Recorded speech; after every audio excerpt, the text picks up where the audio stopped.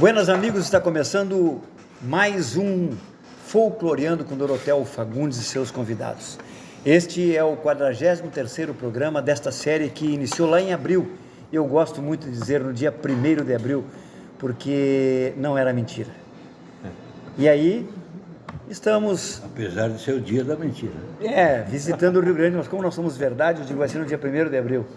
Então, nós vamos aqui galderiando pelo Rio Grande, trazendo informação, convidando pessoas que tenham coisas que façam a gente pensar e nos digam coisas de fundamento. Essa é a ideia do folcloreando.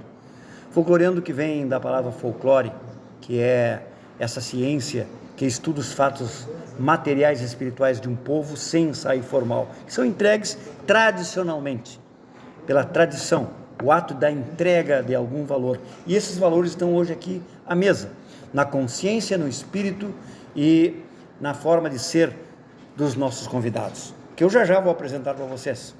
Mas você sabe que o Gauchesco Brasileiro, que é um programa musical de informação cultural que está em 70 emissoras de rádio, está anunciando que o Folcloreando acontece todas as quartas-feiras, às 20 horas, hoje, diretamente de Porto Alegre. Já estivemos em Florianópolis, já estivemos em outros lugares desta capital de todos os gaúchos, e hoje estamos aqui no Chalé, que é um marco de 138 anos de história para Porto Alegre, para o Rio Grande e para o Brasil. Um ponto turístico extraordinário, que nos encanta, que nos emociona, porque dentro deste lugar tem uma energia maravilhosa, e tu é nosso convidado para conhecer o Chalé de Porto Alegre, plantado aqui na frente do mercado público, que é fácil acesso, que tu chega de a pé, de a cavalo, de bicicleta, de carro, estaciona aqui na frente e vem tomar um trago, vem comer alguma coisa aqui no Chalé, ao meio-dia ou à noite. Hoje ao meio-dia estivemos aqui, comida maravilhosa, preço especial de primeira. Então, esse é o nosso recado. Falamos do Chalé, irradiamos com mais de 100 anos de história deste lugar que nos aproxima e que nos apaixona. E o Folcloreando de hoje traz 3 figuras importantíssimas da sociedade do nosso estado. Um que é o professor Eduardo Mendonça, que já é nosso parceiro de outros carnavais, desde lá da Rádio Gaúcha até o Folcloreando em outros pontos da nossa cidade. E veio pela primeira vez neste ano ao nosso Folcloreando trazer as suas informações muito importantes sobre os educadores que deixaram a sua marca na história, porque hoje, 17 de janeiro, marca a morte de 2 figuras importantíssimas para o desenvolvimento da nossa cultura. Temos também o Dr. Sérgio Afonso Mânica, uma família extremamente conhecida, um homem que lida nos cartórios, que lida em defesa do bem e do direito, tanto que escreveu um livro maravilhoso chamado Direito Notarial, e ele vai falar deste livro e do tema que ele quer alertar a todos nós, a sociedade gaúcha e brasileira, sobre algo importantíssimo no direito que está começando a se plasmar, e nós temos que ter as antenas ligadas com respeito a esse tema. Também convidamos o presidente do Sindicato dos Cabeleireiros do Rio Grande do Sul. É dos barbeiros também? É, da beleza. Agora eles chamam que é da beleza. Então, eu quero trabalhar nesse sindicato, né? Eles fazem milagre, ele deixa as pessoas bonitas, né? Já tem que te convidar para entrar no sindicato, convidar ele, a mim. Hein, Sérgio? Eles deixam as pessoas bonitas, então vai ser para nós deixar bonito, vai ser um negócio ele que eu já lembro. veio no sindicato quem é bonito. Ele já veio com a missão de nos convidar. Sindicato da beleza, né? Mas sabe por que o Marcelo Quioto está aqui conosco? Porque no dia 19 é o dia do cabeleireiro, e vocês precisam saber o que faz o sindicato e, sobremaneira, o que representa essa profissão maravilhosa de cabeleireiros, barbeiros. Aliás, quem é que não tem o seu cabeleireiro, o seu barbeiro? Voltar os barbeiros hoje com toda a força, que as barbearias a gente tinha entrado num declínio, né? Mas aí a moda da barba voltou, e hoje nós temos barbeiros em todos os recantos do estado, vários, e cabeleireiros, claro, sempre, cabeleireiras e cabeleireiros. O teu sindicato atende os dois sexos, né? Atende tudo, bom, estética, então tá. barbeiro, cabeleireiro, manicure, depiladora, tudo. Tudo bem. que falar da beleza... Na beleza é com vocês. É, com a gente. Bom, nós vamos contar mais tarde sobre esse trabalho, porque o folcloreando, ele é de prosa, ele é de causo, e tem causos bárbaros para serem contados aqui, e ele é de poesia e é de música. Da poesia e da música, eu hoje vou fazer. Às vezes temos um convidado especial, quando não tem, eu faço. E eu me lembro de um verso maravilhoso do Mário Bárbara Dornelles, que o nome é Coisas. Quem conta coisas cantando, conta melhor de quem canta sem ter coisas para contar. Sei do vento, sei das nuvens, vento e nuvens galopei. Sei de estradas e mulheres, em ambas já me extraviei. Pelo rio conheço o peixe, pelo anzolo o espinhel, pela flor conheço o fruto e o camotim pelo mel. Pela estampa e pelo tranco conheço o cavalo bom, pela madeira, a viola, sei mesmo escutar-lhe o som. Quem conta coisas cantando, conta melhor de quem canta sem ter coisas para contar. Muito bem. Frequentista, hein? O teu olhar, minha prenda, mais forte do que as tormentas dos temporais de verão, põe minha alma em sobressalto, me agita o sangue e os sentidos, põe fogo em meu coração. O teu riso, minha prenda, o teu jeito, os teus trejeitos, que me tiram o sossego nas madrugadas compridas, me fazem cismar contigo, sozinho nos meus pelegos, nas madrugadas compridas, me fazem cismar contigo, sozinho nos meus pelegos, nestas horas silenciosas, quando me encontro rodeado pela força da ansiedade.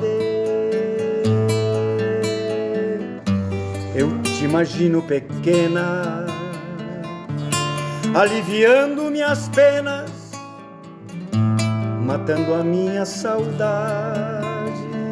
Eu te imagino pequena, aliviando minhas penas, matando a minha saudade.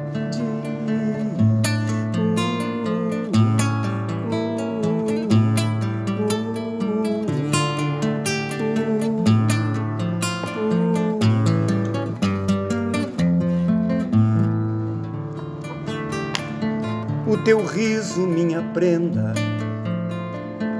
o teu jeito, os teus trejeitos, que me tiram o sossego nas madrugadas compridas, me fazem cismar contigo, sozinho nos meus pelegos, nestas horas silenciosas, quando me encontro rodeado pela força da ansiedade.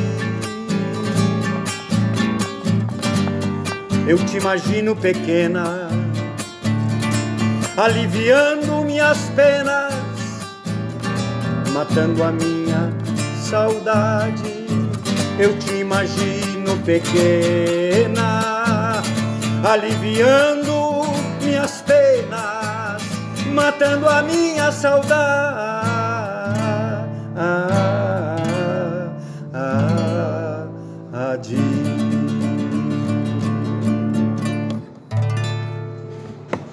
Tudo bem, é isso. Poesia e música, música e poesia, essa a beleza letra, da poesia, né? É uma poesia também. É a cultura gaúcha que, é a cultura gaúcha que produz essa beleza de poesia, harmonia com o ambiente, com a vida. Né? Que maravilha. José Atanásio Borges Pinto, autor dessa letra, música minha, que participamos de um festival lá de Santiago do Boqueirão. Foi lá que nós levamos esta milonga para mostrar às pessoas o lado romântico do ser gaúcho. Então nós temos várias situações. O ser gaúcho é formado por várias emoções psíquicas, desde do índio até a 12ª etnia que acampou aqui na América do Sul, que foi o judeu. Então nós passamos por 12 etnias para dar esse resultado. E dentro de cada etnia nós sofremos a influência do índio, do espanhol, do português, do negro, do alemão, do árabe, do francês, do alemão, do francês, depois vem o italiano, depois vem o polonês, depois vem o russo, o letão, até que chega a nossa campanha, os judeus em 1908. Então, são essas 12 etnias que formam a nossa força cultural e que, pelo verso, pela música, pelo canto, pelo teatro, pela poesia, nós nos expressamos contando essas condições. Obviamente que já diziam que o gaúcho é um homem que canta triste, e evidentemente que revela a sua situação de vida no fundo de campanha, aonde ele tinha a imensidão de campo, o céu, as estrelas, os animais e a solidão. Por isso que ele canta triste. E claro que não é triste, mas é a alegria dele de poder cantar o seu amor pela sua prenda, que ele venera tanto, que respeita e que defende com unhas e dentes, o seu rancho. Enfim, é assim que nós somos, gaúchos por excelência. E o canto nos expressa. Mas, professor Mendonça, eu dizia que o livro Agenda Gaúcha eu quero te presentear, a edição 2024, que seja repleto de bons e abençoados compromissos, nesse projeto que tem o apoio cultural e o patrocínio dos vinhos Lanceiro Negro, sabor da história gaúcha, nos restaurantes e supermercados que também vendem cultura. Então, quer tomar um bom vinho, um bom espumante? Escolha os espumantes gaúchos, de preferência vinhos Lanceiro Negro, espumante Lanceiro Negro, que tu digita www.lanceironegro.com.br e pede e recebe em casa esta maravilha de produto feito em Cotiporã, aqui no Rio Grande do Sul. Vinhos Lanceiro Negro, sabor da história gaúcha, nos restaurantes e supermercados que também vendem cultura. Que a Serra Gaúcha produz as melhores uvas para vinho, todo mundo já sabe. Mas a Merello e Companhia mandou produzir vindo de lá, os vinhos Lanceiro Negro, Cabernet Sauvignon, Merlot e esta joia que é a espumante. Então, vinhos Lanceiro Negro, sabor da história gaúcha nos melhores supermercados, restaurantes e bares do nosso estado. Temos o apoio também dos produtos artesanais da marca Cavaleiro Farroupilha. Facas Cavaleiro Farroupilha, facas Cavaleira Farroupilha, então tem a faca para o gaúcho e para a prenda, excelentes. A churrasquita, que é a churrasqueira portátil inox dos Cavaleiros Farroupilhas, que cabe em qualquer porta-mala e que assa até 5 kg de carne com 1 kg de carvão. E tem ainda a cachaça Cavaleiro Farroupilha, prata e ouro, para melhor caipira, e a ouro envelhecido em barril de louro, feito pelo Alambique Miller, lá de Vera Cruz. Então, vocês já sabem então que podem pedir os produtos Cavaleiros Farroupilhas pelo telefone, pelo WhatsApp, que recebe em casa. Código de área 51, número 995 565 556.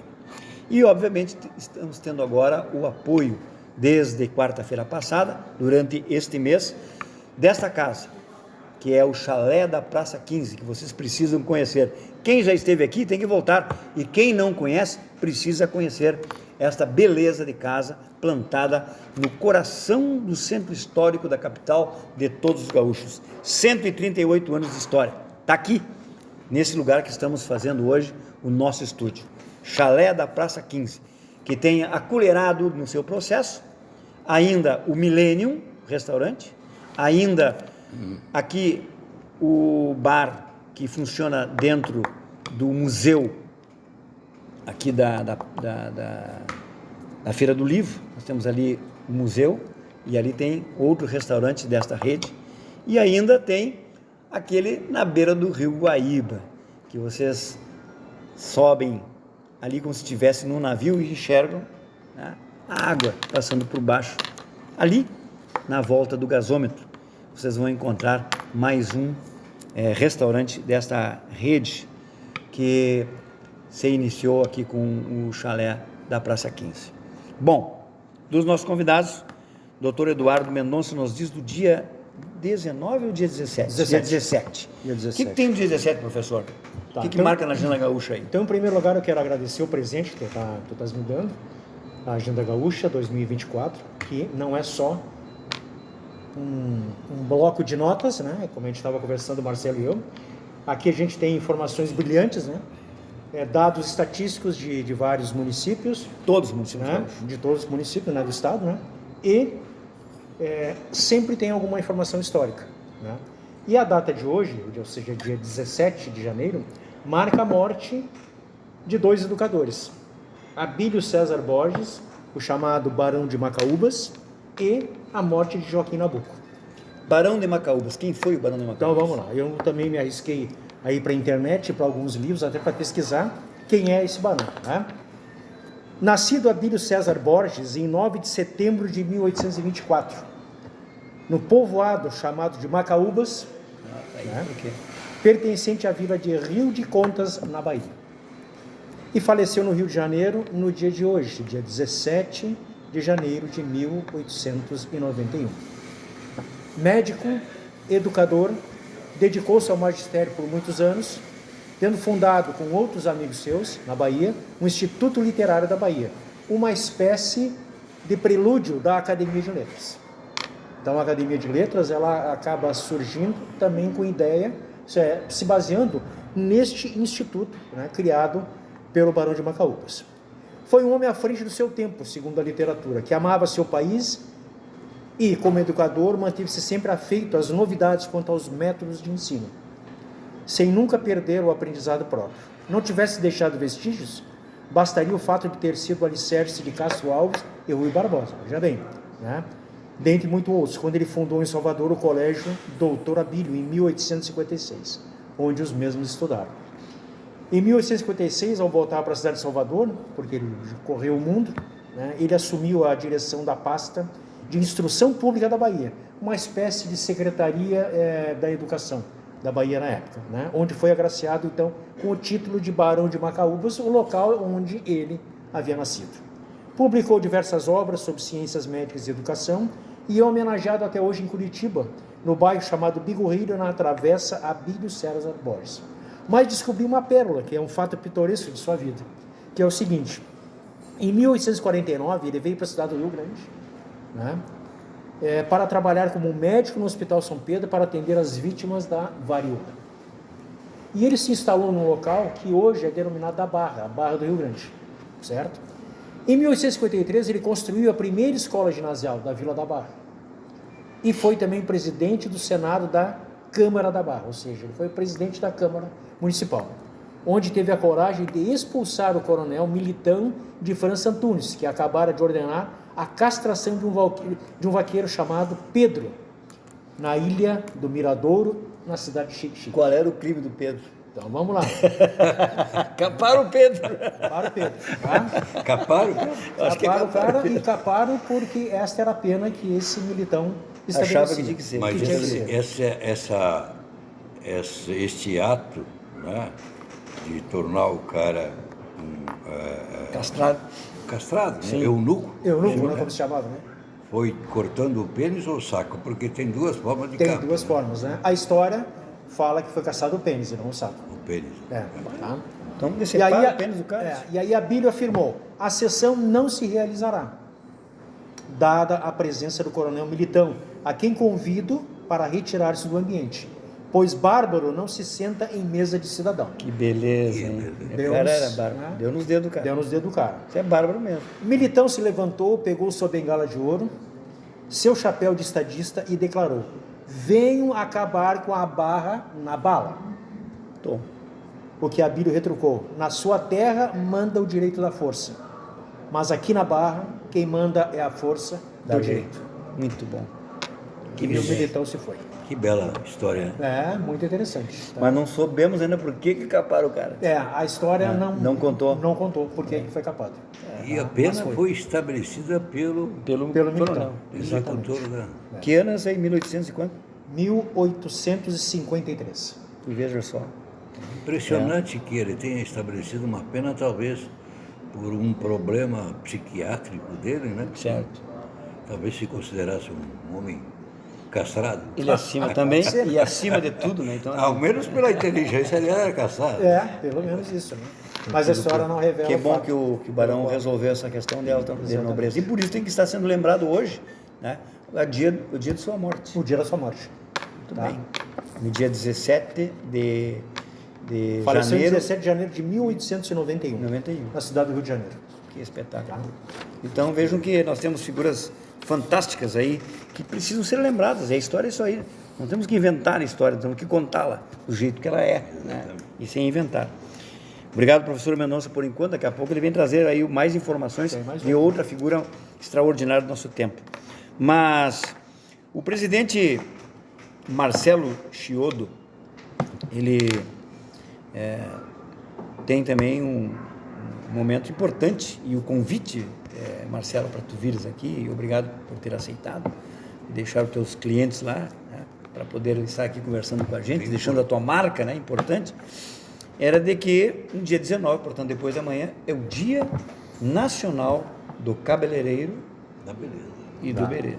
Da beleza. Do cabeleireiro e do barbeiro, mas coordenado pelo Sindicato da Beleza, é isso? Isso. Então agora sim nós falamos dessa tua profissão e desse teu trabalho e desse sindicato. Primeiro, agradecer o convite e estar à frente de várias pessoas aqui importantes. Não, que isso. É importante, somos todos nós estamos reunidos, né? Mas a por história uma causa boa. mas a história é bem bonita na área da beleza, né? Eu comecei com 18 anos, cortar cabelo, montei meu salão. Eu tô há 35 anos. Tu é natural da lugar. onde?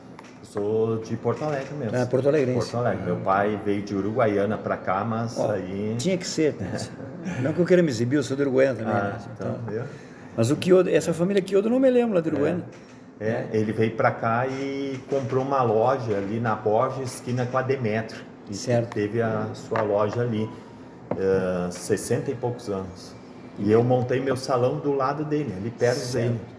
E 35 anos. Hoje trabalha a minha esposa junto comigo e meu cunhado junto comigo no meu salão.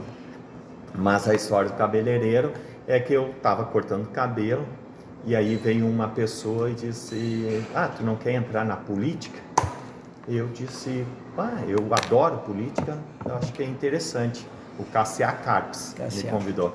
Eu entrei, a primeira coisa que eu fiz foi perguntar onde é que estava a minha área, a minha regulamentação da minha área. Não existia. Não existia. E é uma das profissões mais antigas, né? É verdade, sim. Pô, Cortar cabelo e cortar barba é mais antiga. E não tinha reconhecimento da nossa área. Aí eu fiz a campanha e assumi 2 anos vereador. Certo. Foi o primeiro cabeleireiro em Porto Alegre a assumir vereador de Porto Alegre. Que beleza. Que época foi isso? Foi em 2010 a 2012. Que maravilha. Foi bem bonito. Nisso eu disse: vamos conquistar o sindicato também. Depois do vereador, eu queria conquistar o sindicato. Que não tinha na época. Existia, 93 anos. O sindicato faz esse ano 93 anos. Tá Existia, e eu entrei para concorrer, ganhei o sindicato, né? Até porque eu era vereador também, isso ajudou muito, né? Sim. E aí eu ganhei o sindicato e fui atrás da nossa lei, da regulamentação. Quem me ajudou na época foi os deputados federais aqui do Rio Grande do Sul, né? Hoje até é deputado federal, Busato, de Canoas. Sim, tá. Ele pegou da comissão onde estava a lei, a nossa lei parada, 2 anos, ele acelerou o meu pedido, né? Sim. Foi para o Senado, eu procurei a Ana Amélia, era senadora naquela época, e pedi para ela acelerar a nossa regulamentação. E aí ela fala na tribuna, me liga para o meu celular, na tribuna me liga e diz: olha, tá saindo a tua regulamentação Que aqui. maravilha. E eu quase chorei, né? Porque imagina o gaúcho. 93 anos de sindicato não tinha a profissão regularizada. E eu, como gaúcho, levantar essa bandeira, Claro. né? A gente ficou orgulhoso, né? Perfeito. E aí a Ana Amélia fala meu nome na tribuna e faz o reconhecimento naquele dia da nossa lei, que é a profissão de cabeleireiro, Regulamenta barbeiro, a regulamentação. Regulamenta a Mas profissão. faltava uma coisa, faltava regras da nossa área. Como é que o cabeleireiro ia trabalhar? E como é que ele trabalhava? Tem vínculo empregatício? Ele era não tem autônomo, pessoa física, que depois entrava na justiça e ganhava como CLT. E Certo. muitos salões quebraram nessa época por causa disso. Não tinha uma regulamentação. Receita Federal, mesma coisa. Todo o dinheiro que entrava, o dono do salão pagava, e aí depois que pagava o imposto, ele pagava o cabeleireiro tinha que pagar de novo, então era tributado 2 vezes. Tributação. É um horror isso. É horror. E aí a gente fez uma lei, ficou 6 anos tramitando lá na Câmara e no Senado, e aí a gente foi com todos os sindicatos de cabeleireiro, a gente conseguiu em 6 anos aprovar o MEI para dentro do salão. Hoje todos os cabeleireiros são MEI, São microempreendedor individual. Perfeito. Então, Acabou o suposto vínculo acabou a empregatício. parte de receita, cada um paga o seu, Claro. e a parte trabalhista também foi Trabalhista resolvida. também ficou resolvido. Todos, tudo. Evidente. E hoje todo mundo virou MEI, microempreendedor Maravilha, individual. maravilha. Todo Coisa mundo está boa. feliz. Cada um recolhe por si, paga seu Imagina, imposto, ele paga, recebe, ele paga pode receber, sua aposentadoria. ele pode receber 8 mil por mês, ou até mais, Isento e ele de imposto. paga só R$70 por mês para ficar regularizado. Que maravilha. É fabuloso. Isso é muito bom. E aí depois disso que a gente aprovou, conseguiu aprovar com a ajuda até o Paim, que é o senador também, eu Sim. fui lá visitar ele, que ele queria trancar o projeto, eu expliquei para ele, ele destrancou, e a gente aprovou. No dia 19 a gente também sancionou a lei. Era o presidente, depois da Dilma, o Temer. Então nós temos no dia depois da Dilma. 19 dois momentos interessantes. O dia Regulamentação, não, o reconhecimento. sim, e o dia depois nacional do cabeleireiro. Que era antigamente 13 de novembro. Aí E por a que que gente mudou? Ah, vocês arrastaram por causa dessa lei. Por causa da regulamentação, a gente fez Entendi. no dia da regulamentação. Entendi. Por isso que essa história é importante para todo mundo ficar sabendo, que é dia 19 de janeiro, o 19. dia do cabeleireiro. Muita gente se confunde, coloca 3 Dia 13 de novembro, mas não é. que era 19. e agora. E por que era 13 de novembro antes? Porque era o dia de um padroeiro da área da beleza, Tá, entendi, e aí foi entendi. escolhido Foi naquele escolhido. dia. Mas Legal. Foi mais uma questão religiosa, Religiosa, do isso que aí. do ponto de vista É. político-social. E eu né? achei legal que depois disso tudo que a gente aprovou e tudo, que a nossa lei serviu como exemplo para a lei trabalhista. Depois eles não fizeram a regulamentação da área do trabalho ali, a parte trabalhista, a gente foi pioneiro. Eles usaram a nossa lei como exemplo para depois, para todas as áreas, transformar em MEI. Hoje o próprio Uber é MEI, o advogado pode ser MEI, vários outros entraram profissões. nesse. Foi bem Bueno, bonito. já vamos voltar de novo a esse tema importantíssimo e tu vai contar outras coisas mais interessantes da tua profissão, que é bárbaro, que trata com as pessoas, que está ali, né, todo o tempo junto com as pessoas, né, do dia a dia, né, da cidade, do bairro. Dizem que a gente é psicólogo das Também, pessoas. também né? muito. Muita Porque a vai- gente, lá- ela entra mal e sai feliz de lá. Vamos contar isso depois. Eu quero falar agora com o nosso querido Dr. Sérgio Afonso Mânica, antes, porém, lembrando a todos que o nosso projeto conta com o apoio cultural dos vinhos Manceiro Negro, sabor da história gaúcha, nos restaurantes e supermercados que também vendem cultura, e dos produtos artesanais da marca Cavaleiro Farroupilha. Faca Cavaleiro Farroupilha, cachaça Cavaleiro Farroupilha e a churrasquita Cavaleiro Farroupilha, que assa até 5 kg de carne com 1 kg de carvão. E esses produtos tu pode pedir por telefone, receber em casa. Já estão sendo distribuídos no Rio Grande do Sul, já tem em Santa Catarina. É incrível como as pessoas gostam de tê-los, porque são certificados, são numerados e certificados, principalmente a churrasquita e as facas Cavaleiro e Cavaleira Farroupilha são certificadas. Então, anote aí código de área 51, número 995 565 556 e peça o seu produto artesanal Cavaleiro Farroupilha numerado e certificado. E curta da melhor forma possível. E ainda temos o apoio cultural desta casa, que é a bela casa plantada no coração do Centro Histórico de Porto Alegre, chamada Chalé da Praça 15. Tu que não conhece o chalé, deves conhecer urgentemente.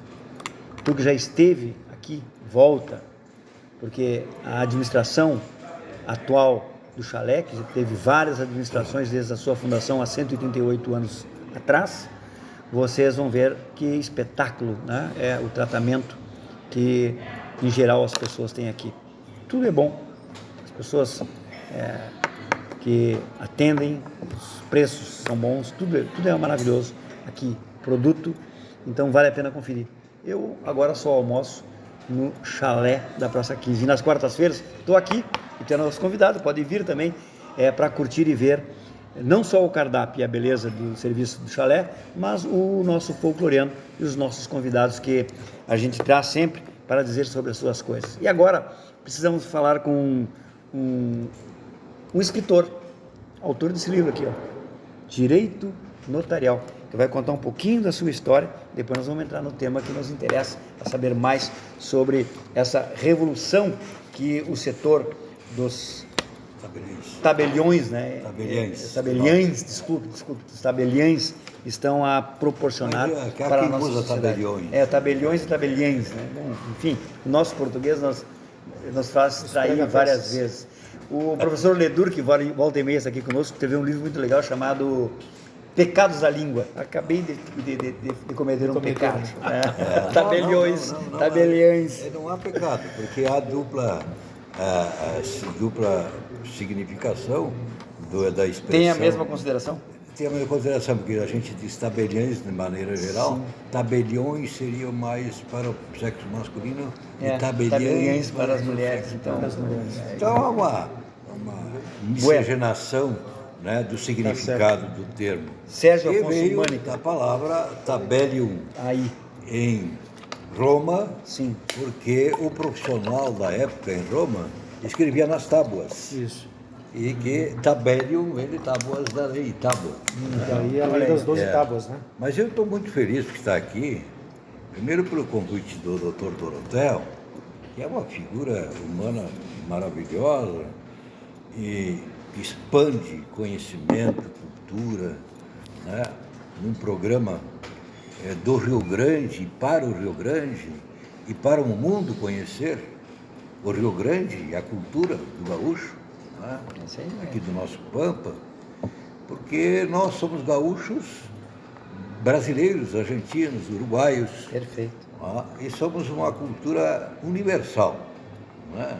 Quem conhece um pouco da tradição gaúcha, né, sabe que nós temos uma cultura que agrega fatores que a formaram de muitos países do mundo, considerando inclusive o Velho Oriente, Arábia, entende? Beduíno. O velho continente europeu, né? E Portugal, Espanha. Muito. Então, por supuesto. Eu fico admirado, né? Porque estou num lugar onde ainda existia o lambe-lambe. É verdade, tinha aqui. Quando eu cheguei, até há pouco tempo tinha o lambe-lambe aí. Você conhece? Quando cheguei em Porto Alegre, eu nunca esqueço. Eu tirei fotografia com ele. Claro. Pois é, eu vim para Porto Alegre, o primeiro dia que eu botei o pé em Porto Alegre, foi muito significativo para mim pelo seguinte: meu pai era escrivão distrital, lá, no interior de Lajeado, Vilapão, e eu vim a Porto Alegre num ônibus de excursão, desci na Praça da Matriz e me disseram: olha, para você ir onde você quer, tem que pegar o bonde. Como eu desci lá na frente do Tribunal de Justiça, me disseram: você vai pegar Borges, vai lá embaixo na Borges e você vai encontrar, né, a Praça dos Bondes.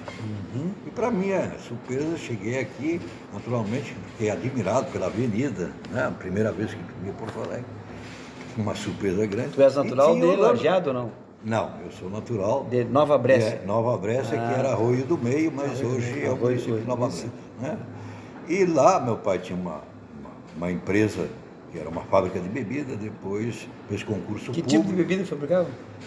Fabricava uma cerveja, fabricava uma água tônica, fabricava lembra da marca? gasosa e laranjinha. Que marca era? Flor da Serra. Que bonito. Não existe mais?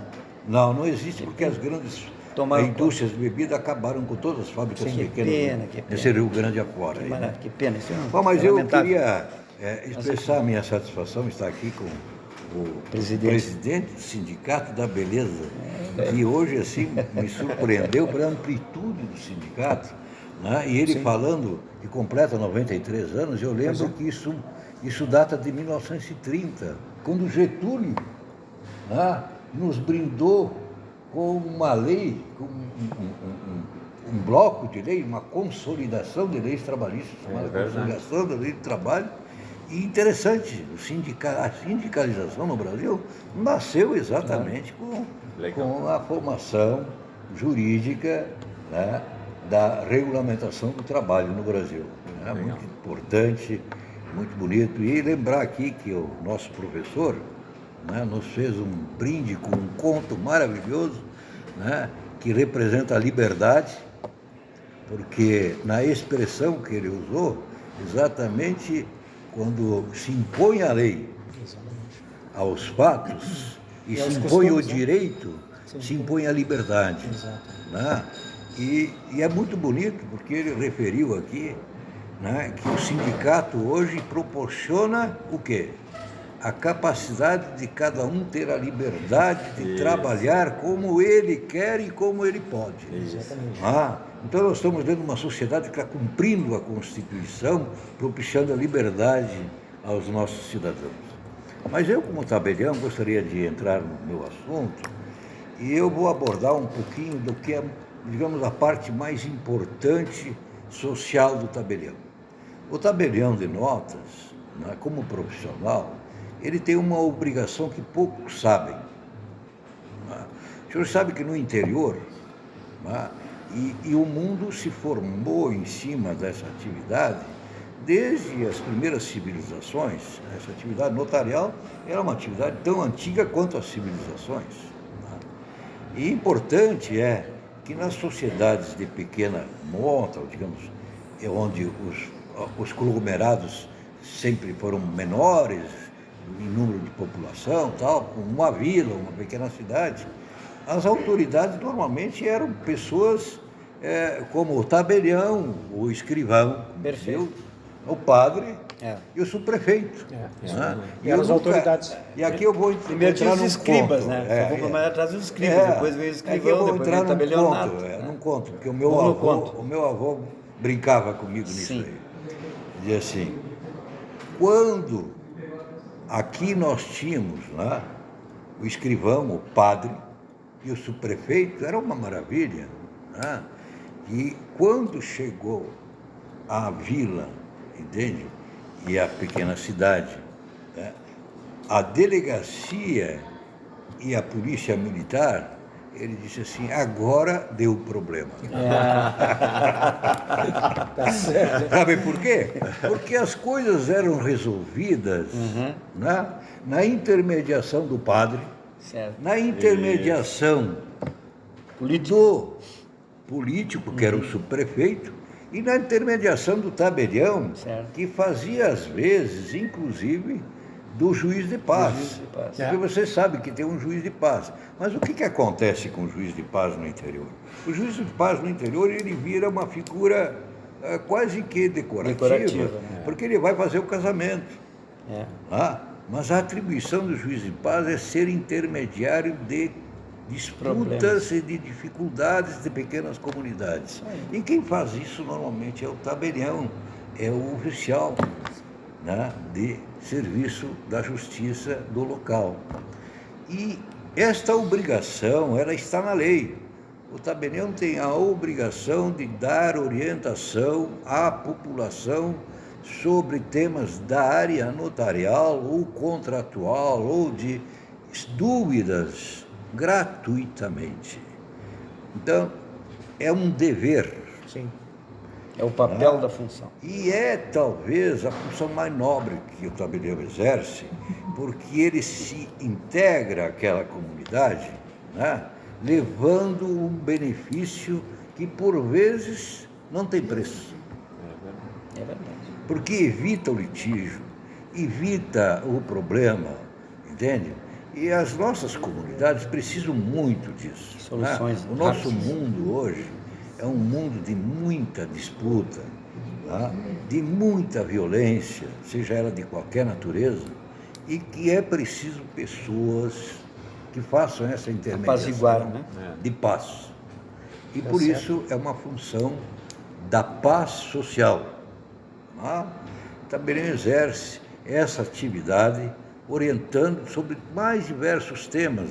Então, quando tem uma dúvida, por gentileza, procure o tabelião de sua confiança, peça a ele, porque é obrigação, dele lhe dar essa orientação.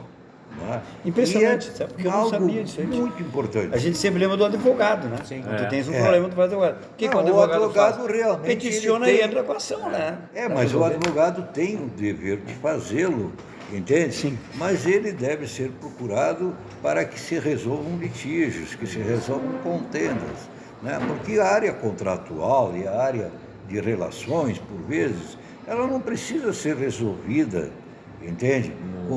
Na justiça. Como um Justiça. litígio. Ela deve ser Bom, não resolvida fosse, né? do bom senso. O problema é que o advogado não trabalha, né?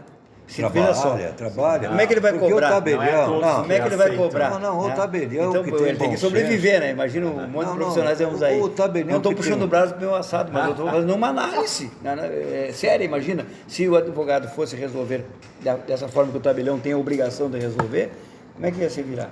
Não, mas o tabelião, que tem bom senso, ele encaminha a pessoa para o advogado. Claro que não vai citar advogado, ele vai encaminhar e dizer, olha, você tem que procurar aqui o profissional do direito, que é o advogado que tem essa função. Eu aqui posso lhe aconselhar. Agora, aqui, como o senhor quer fazer exercer um direito e fazer valer o seu direito, não, agora aqui, Não, né, tem um você limite, deve procurar o limite. tem um limite. Então, o tabelião tem um limite do que ele deve e pode fazer. Ele orienta, né? E como... É uma mas orientação. é uma orientação. Eu, como disse, principalmente ao direito, né, o tabelião está vinculado a assuntos que possam promover a paz social. Legal. Que É nem isso que eu quero dizer. a música. A música tem essa função, né? Exato. De aliviar os corações, trazendo mensagens que fazem a gente pensar. Né?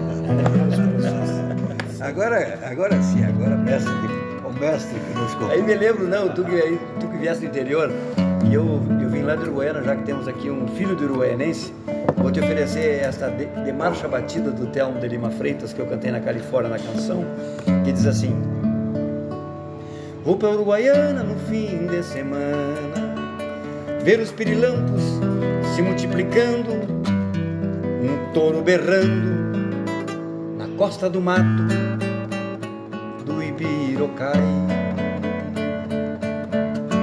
Se eu pudesse ontem eu já tinha ido num vagão de carga desse que cê vai matar a saudade de tomar um banho no Rio Uruguai. Se eu pudesse ontem eu já tinha ido num vagão de carga desse que cê vai matar a saudade de tomar um banho no Rio Uruguai.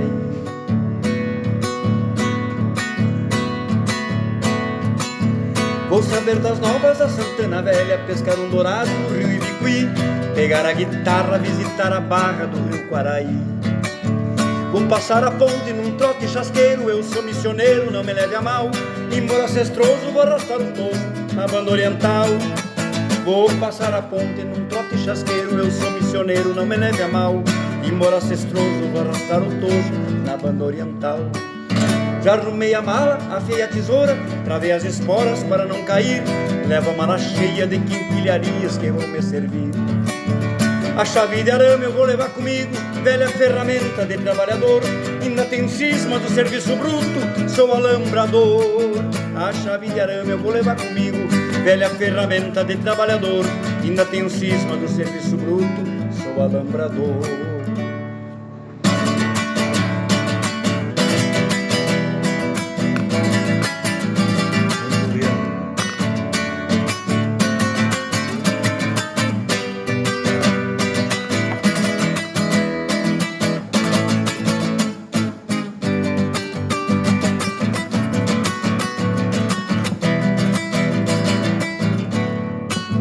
Vou pra Uruguaiana no fim de semana ver os pirilampos se multiplicando, um touro berrando na costa do mato do Ibirocai. Se eu pudesse ontem eu já tinha ido num vagão de carga desse que cê vai matar a saudade de tomar um banho no rio Uruguai. Se eu pudesse ontem eu já tinha ido num vagão de carga desse que cê vai matar a saudade de tomar um banho no rio Uruguai. Vou pra Uruguaiana no fim de semana, vou pra Uruguaiana no fim de semana, vou pra Uruguaiana no fim de semana, vou pra Uruguaiana no fim de semana, vou pra Uruguaiana. Muito bom. Mais o nosso. Eu vou falar que eu fiquei emocionado porque eu levei a cinza do meu pai, agora fim de semana, para largar no mar de Santa Terezinha, onde meu pai tem casa lá. Certo. Então mexeu comigo nessa parte de Uruguaiana, meu pai, bem no momento mais sentimental meu. Que bom que te traz recuerdos de tu velho padre. O senhor contando-se essas questões aí, me lembra o fato de que na década de 90, nós, na UBRA, nós nos deparamos com a seguinte situação: o nosso currículo, o currículo do curso de Direito, não contemplava o direito notarial. Exatamente. Não tinha. Exato. E aí nós ficamos assim, os professores, um dia em reunião, mas o nosso aluno vai sair sem saber o direito notarial, como é que ele vai fazer, né? E aí fomos no socorrido do Tabelião de Canoas. Doutor Eduardo Antipac, falecido, Antipac, exatamente. de bela memória, Isso aí. um profissional maravilhoso. E ele se dispôs a vir para a UBRA para ministrar aulas de direito notarial, para dar noções de direito notarial para os nossos acadêmicos. Acontece que à época, né, nós tivemos uma transição com a Constituição de 88, na mudança de regime jurídico da atividade. Nós fomos inicialmente no Brasil, quem não sabe, a princesa Isabel, antes da República, já havia assinado um decreto obrigando o concurso público para o notário, tabelião de notas. Tabelião de notas. Porque o registro no Brasil, ele era vinculado, o registro civil à Igreja Católica. E o registro de imóveis não existia. Existia em algumas comunidades de cultura estadual, de organização por província, algumas organizações de registro imobiliário. Mas o registro era ainda aquele que foi provido pela igreja a pedido dos fazendeiros, aquilo que era chamado registro do vigário. Não sei se você já ouviu falar, mas não era o vigário vigarista, né? Sim, era o vigário da paróquia. Pároco. Por quê? O que os fazendeiros pediram? Os fazendeiros pediram porque um emprestava dinheiro para o outro e davam um bem em garantia e não tinha documento disso. E a Igreja Católica se colocou à disposição e os fazendeiros pediram para que o vigário fizesse o registro disso. Por isso foi chamado registro do vigário. Isso foi regularizado depois como Código Civil, aonde se adotou como regime jurídico para registro da propriedade, a presunção juris tanto do registro, que é a prova até o contrário, Exato. Então você tem a propriedade, não é como na Alemanha, por exemplo, que tem o princípio juri et juri. Aquilo que está registrado não se discute. O Estado é obrigado a indenizar em qualquer situação. E nós temos um regime misto, como é na França, na Itália, que adota o princípio juris tanto, que até prova em contrário. Por isso, aquela situação de que você provar a propriedade, tem que obedecer a cadeia de registro até o prazo de prescrição aquisitiva. Hoje, 15 anos. Então, você não precisa nem do documento quando você tem a prova material de prescrição aquisitiva. Mas o registro só se formaliza como registro da propriedade uma certidão do registro que contenha, no mínimo, o histórico desses 15 anos. E lembra do tempo da prova vintenária? Era porque a prescrição era vintenária. Depois, com a alteração do código, passou a ser de 10 anos. Continuando em história, professor. Em história? Toca a ficha aí no outro homenageado desse dia. Hoje também se comemora a data de morte de Joaquim Nabuco. Joaquim Aurélio Barreto Nabuco de Araújo, que nasceu em Recife e faleceu em Washington, no dia 17 de janeiro de 1910, aos 60 anos de idade. Tem idade. Porque ele era portador de uma doença hematológica conhecida como policitemia vera. Isso o acabou matando cedo. Foi político, diplomata, historiador, jurista, orador e jornalista brasileiro, sendo um dos fundadores da Academia Brasileira de Letras. Veja que os dois estão vinculados às letras. Certo? Em suas obras, como o Abolicionismo e Minha Formação, é possível perceber um paradoxo muito interessante. Ele foi educado por uma família escravocrata, mas, no entanto, ele optou pela luta em favor dos escravos. Era muito Sempre comum isso. passou a vida inteira dele defendendo os escravos. Com frequência dizia sentir saudade do escravo pela generosidade deles, em um contraponto ao egoísmo do senhor. Né? Sentenciava que a escravidão permaneceria por muito tempo como uma característica nacional do Brasil. E olha, eu acho que está até os dias de hoje. Né? Era um monarquista e conciliava sua posição política com sua postura abolicionista, atribuindo à escravidão a responsabilidade por grande parte dos problemas enfrentados pela sociedade brasileira. Defendendo que o trabalho servil fosse suprimido antes de qualquer mudança no âmbito político, né? Que não deveria ser feito de forma ruptúrica ou violenta, mas assentada em uma consciência nacional dos benefícios que tal resultaria à sociedade brasileira. Olha a visão dele. E nos dias de hoje nós ainda continuamos tendo esse tipo de problema. Né? Na questão religiosa, outro aspecto, ficou ao lado dos maçons. E durante esse tempo ficou cada vez mais avesso à Igreja Católica, tá? Chegando a defender uma igreja nacional independente. Tá? Essa versão se deveu à influência do autor francês Ernesto Renan. Acreditava em Deus apenas como um grande mestre intelectual, mas não aquele Deus apresentado pela Igreja Católica.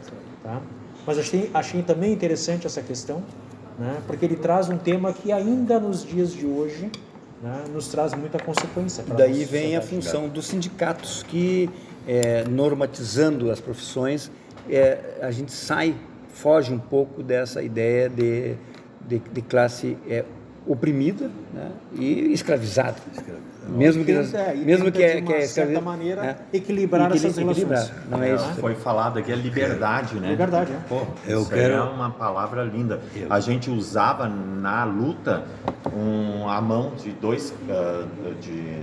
dois braços, cabeleireiro com sim, dois braços, com uma corrente, quebrando a corrente.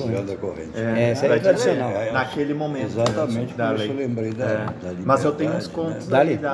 É agora ou não? Vamos ver, qual é o conto que tu complementar tem? Sim, então vamos chegar lá contigo. Mas vai o teu conto lá. Tem dois contos. Eu vou passar por um, é que no ano que nasceu o sindicato, foi os barbeiros que fizeram o sindicato. Sabia? Os barbeiros aqui de Porto Alegre fizeram o sindicato, criaram o sindicato. E tu sabe como era cobrado do barbeiro, o valor? Era uma barba e um cabelo. Antes de tu começar a trabalhar, tu pagava uma barba e um cabelo pro dono da barbearia. E aí tu podia trabalhar. Depois de um mês, tu pagava 2 barbas e 2 cabelos. Olha só. Depois de 3 meses, 4, 5 meses, era 5 barbas e 5 cabelos. Então, hoje, o que a gente criou foi comissão, né? Uma comissão de 50%, 40% do cabeleireiro ou pro barbeiro.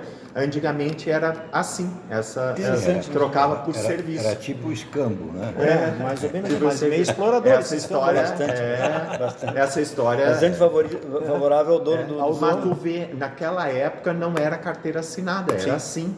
Pra te ver como ele era muito inteligente naquela época, os barbeiros daquela época. Porque eles já tinham um sistema que hoje a gente criou, né, regularizou com MEI, mas naquela época era aluguel de espaço. Na Era um realidade, aluguel de espaço. transformou o que era serviço em moeda, em dinheiro. Muito interessante. E a outra história é que toda mulher que entra no meu salão para trocar o corte de cabelo, Ela se separou do marido, que é um outro. Quer outro buscar corte. um. Outro visual. É um outro visual para buscar um Buscar outro um marido. outro né? marido. Mas é Que muito engraçado. interessante. Quando ela entra, ela senta na minha cadeira. E ela diz assim: ó, muda o corte. Eu digo, tu separou. Ela diz sim. Como é que tu sabe disso? Eu tenho, Aí vem não, o tratamento psicológico. Assim. eu tenho 3 assuntos aqui que eu gostaria de abordar bem rapidinho. Primeiro, agradecer o livro, essa Agenda Gaúcha, Sim, tá né, certo. do Dr. Dorotheu Fagundes, que é realmente uma preciosidade. E aqui está registrado que no dia de hoje se comemora o Dia dos Tribunais de Contas do Brasil. É verdade, isso é verdade. Tá aí.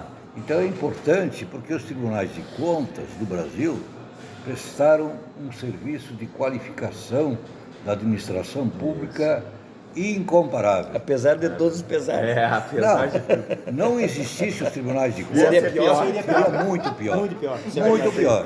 Porque antigamente, eu me lembro que Eu o não acredito em prefeito- tribunal de contas que eu sou o governador e nomeio o cara que vai me fiscalizar. Mas- Mas tudo bem, isso nós vamos ter que avançar. Mas no interior, os prefeitos, quando precisavam fazer alguma coisa, eles faziam tudo na política mesmo. Aí o cidadão era dono de uma colônia lá, uma pequena propriedade de 20, 30 hectares de terra. Lá o prefeito, prefeito, precisa fazer uma estrada aí. O prefeito mandava a patrola, o trator, abria a estrada e acabou. Não Hoje tinha tem regra. prestação de Sim, contas. mas é a função do Era a função. Mas não podia ser mandador público. nomeado, tinha que Exato. ser.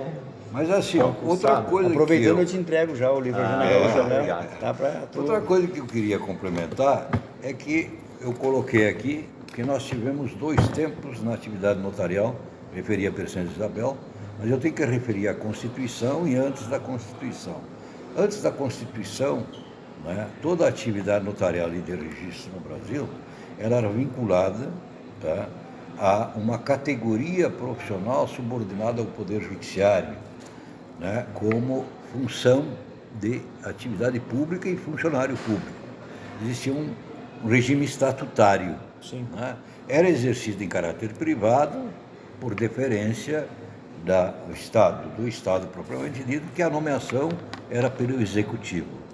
Depois da Constituição, nós tivemos a mudança do regime jurídico para o regime de delegação. Né? A delegação do serviço é como se fosse concessão, permissão, né? E é uma figura que é interessante, né? Quase inexistente no mundo, delegação.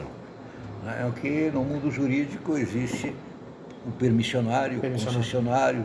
Agora, o delegatário, se você olhar na legislação mundial, não existe. Né? Então, é uma forma própria de se conceder um serviço a uma pessoa, né? A um particular. Interessante isso, porque é quase que fora do usual, né? Conceder o serviço para um profissional.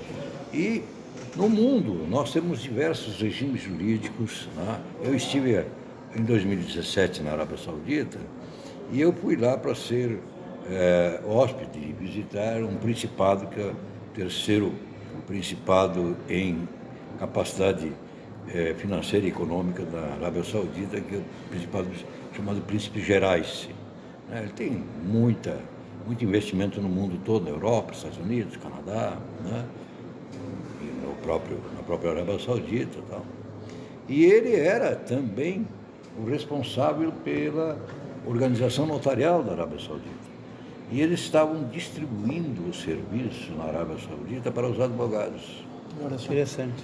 A delegação estava sendo feita para os advogados, que era uma forma de encontrar a prestação de serviço mais direta para a população. Mas essa é uma característica nossa aqui, né? Ele tem que ser... Não, nós o tabelião temos- tem que ser não. formado também? Tem que ser Tem que ser bacharel, Mas né? isso nós temos assim, uma tradição. Concursado ainda. Nós Nós temos estamos um uma- minuto para terminar o nosso programa e precisamos então da sua conclusão, né? Qual é a mensagem que diz em torno do direito notarial, em torno dessa missão tão importante dos nossos tabelionados. O tabelião, portanto, é um profissional do direito, né, que tem direitos e deveres como qualquer atividade pública. tem um dever de ética, que é muito importante e é preciso preservá-lo para que o tabelião tenha imparcialidade e trate, né, com equidade, É verdade. todas as relações entre as Desinteressadamente. partes, desinteressadamente. Que maravilha. E isto é o que preserva e que pode preservar a própria atividade. Bom, nós agradecemos a presença dos nossos convidados, o Eduardo Mendonça, que trouxe aqui a história bonita de dois grandes brasileiros, Dr. Sérgio Afonso Mânica, falando um pouco sobre a profissão de tabelionatos, e o presidente Marcelo Chiodo, contando aí sobre as nossas funções de cabeleireiros, cabeleireiras e barbeiros que festejam o seu dia no dia 19. Profissionais da beleza. Profissionais da beleza. Graças à La Vida e ter nos dado tanto, e até quarta-feira, nesse mesmo dia e horário, aqui, né, no Folcloreando. Muito bem, você foi. Cara, Foi. que maravilhado o seu programa. Que bom. Falta tempo, né? Obrigado. Falta tempo. Se tiver 2 horas, a gente fica as 2 horas falando. Poder 3 horas comunicar vai alguma coisa boa para a população. Bom, que maravilha. Agora convido os E amigos para nós irmos lá para fora. Que tá A quente qualidade aqui. do Tomar alguma coisa. do nosso diretor de programa aqui é uma loucura, né? Obrigado. Mas você é macaco velho, né? Acostumado com isso. Eu já fui garoto de programa, agora eu sou velho de programa de rádio. De rádio. Tu não faz programa, né? Faço de rádio. É rádio, né? Faço programa de rádio e de TV. Gostei da. O povo não pega nada de fora. Maravilha, excelente. Eu achei bárbaro o lugar aqui. Muito bom. Tu iniciou Só e caiu o teu pela papel. gravação. Quando tu iniciou. Então deixa.